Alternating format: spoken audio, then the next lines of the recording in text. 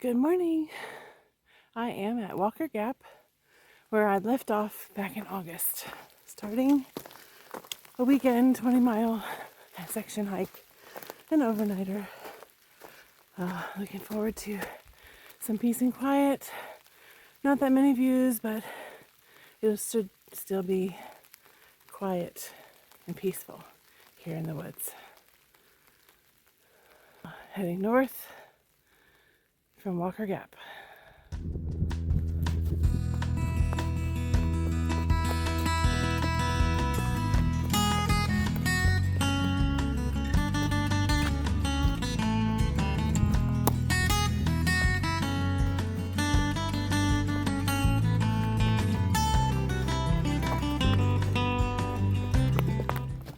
A little ridge walk. I can't really film it because I need my sticks.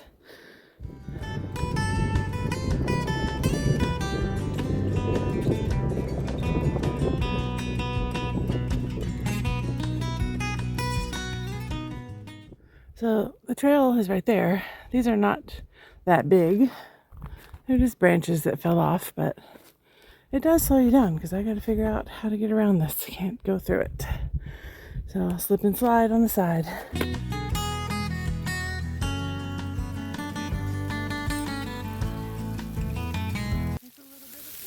More sleet.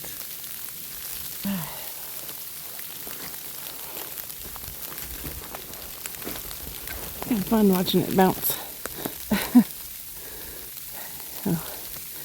Bouncing off the rocks. Bouncing off of me. I'd rather have sleet than rain. Feels like I get a little less wet. Although once it melts, I'm sure I'll be just as wet. But again, slow going. I maneuver around leftover tree damage.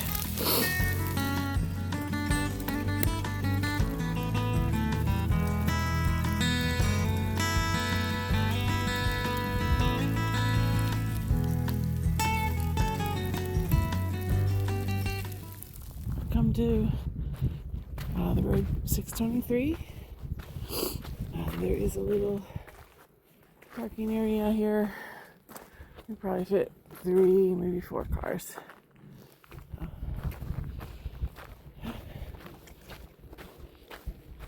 All right, I have stopped for lunch. It is quite cold. Clouds are starting to lift. It's a little like 12:30, I think, but the sun is not out yet, so it's like 34 degrees. Now that I've stopped and am in the wind, I'm a bit cold, but I have to eat, so I am having Triscuits with cheese and pepperoni.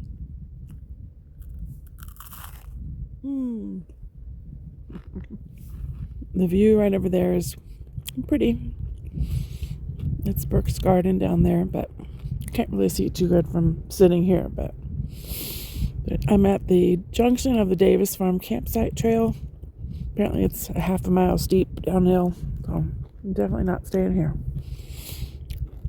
But there is actually like one spot to camp over there. I went to go to the bathroom and found a fire ring, so but I'm just gonna eat lunch and then press on. I'm not sure where I'm stopping for the day. I think I'm about 2 miles south of Jenkins Shelter. The sun is finally starting to come out, starting to warm up. Another area where there's a lot of trees down. Luckily, they're not on the path. So this is a long downhill stretch. I think last time I checked, I had like 1,400 feet down to the shelter. So.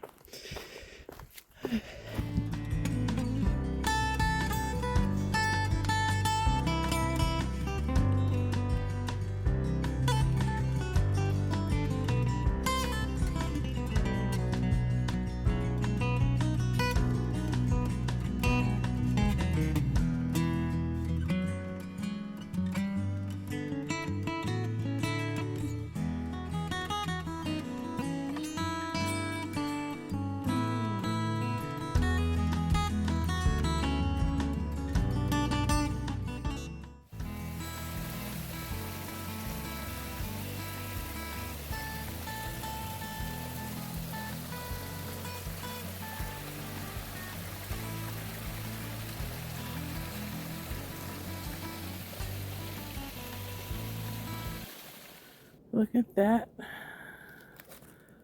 beauty across the trail. This must have fallen down recently.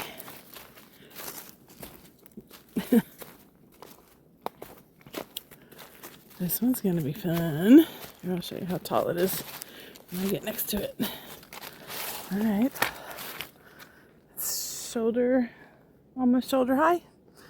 All right, I'm gonna have to find my way around it. Although these things are making me sing a childhood nursery rhyme. Can't go over it, can't go under it. I've got to go around it. I think that way looks the easiest. So I went up there, didn't realize I'm gonna have to go over that one and this one to get back to the trail because it was a mess through there. Alright, the trail's right there.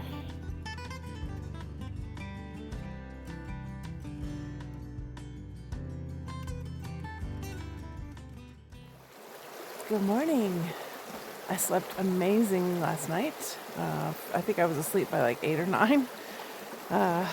Didn't wake up till like maybe 2:30. Got a little cold then. Just readjusted myself. And then it was daylight savings time, so I did lose an hour. But I'm up and on the trail by 8:30. Just came across this really pretty water spot. Signs that say no camping. And I'm wondering what kind of animal made those prints. They're really big.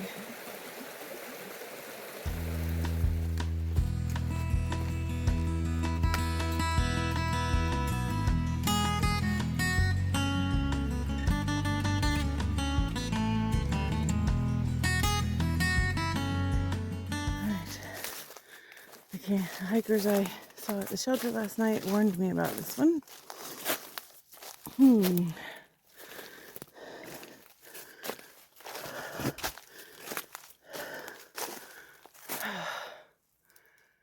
Well, I'm gonna have to take my pack off and lift it up and over because it's steep down, steep up.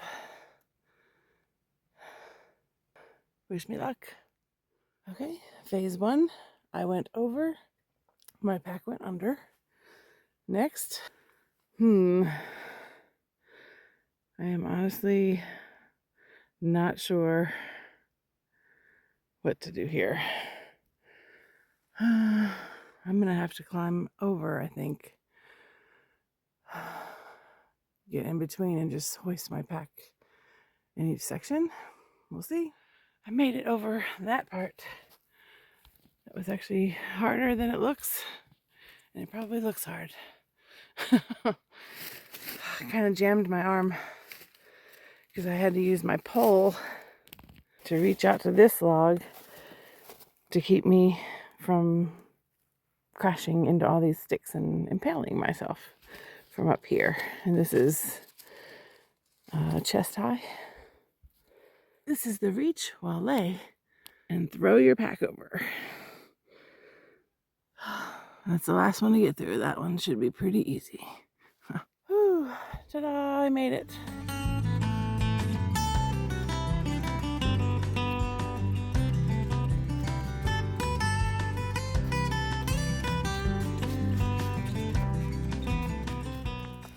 Alright, so the climb out of Jenkins shelter was about 1.4 miles. Kind of hard to judge that on far out. It took me about an hour and 15 minutes, but that was a good 15 minutes for going through that blowdown, so it wasn't too bad. It was definitely a climb until you get there to the top. When you get to the top, there was a spot right there where I could have hammocked. Oh well, but probably would have been windy and colder. But now it is a nice walk. It's not actually on a ridge. The ridge is up there, but it's pretty level. It looks like an old roadbed. Of course, here's a little down section, but So I should make good time for the next 2 miles or so. If it's like this the whole way.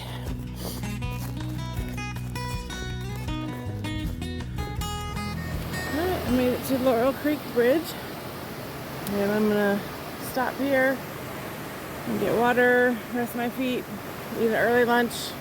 It is about 11 o'clock, so it took me 2.5 hours to get here. I'll post what the mileage was later. This is really beautiful. It smells amazing too.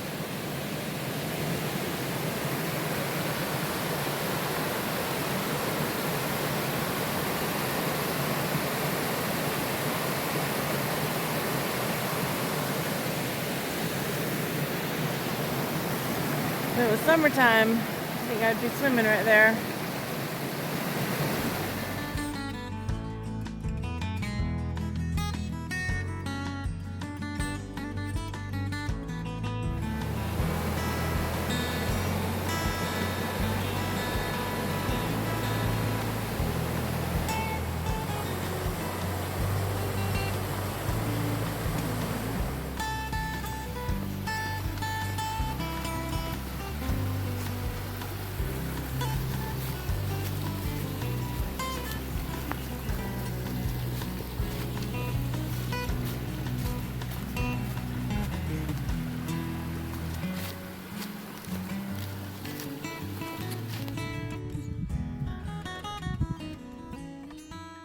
This first viewpoint is pretty.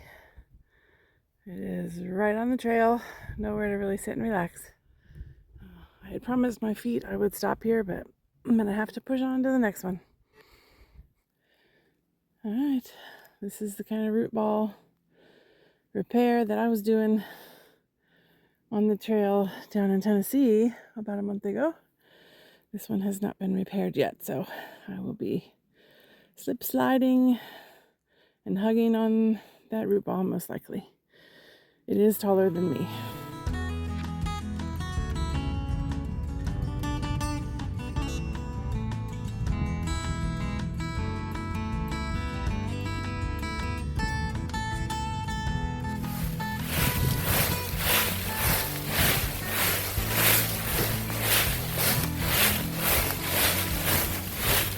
First I stopped to see what kind of scat is that. Is that bear or coyote? And then, wow, there was quite a scuffle here. Maybe that's coyote hair. Although it could be deer. Oh my goodness. Oops, it's deer. Aww.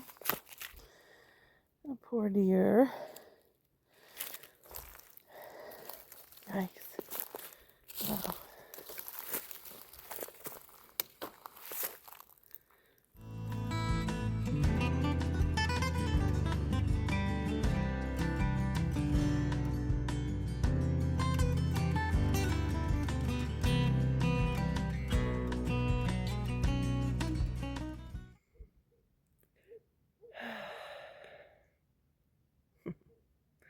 I made it to a view spot where I am laying down and letting my feet be up.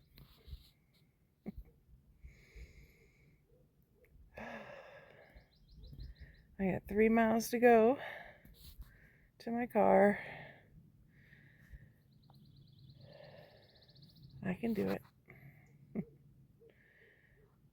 I'm just gonna enjoy this for a little bit.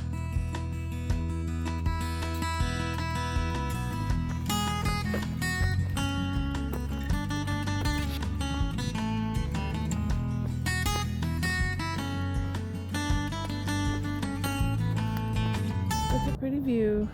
0.4 miles from my car, but it smells bad. I think this is like where people throw deer carcasses. There's a whole bunch tossed over here. It's disgusting. I don't know what happened, or else I've never seen so many deer carcasses before. This is disgusting.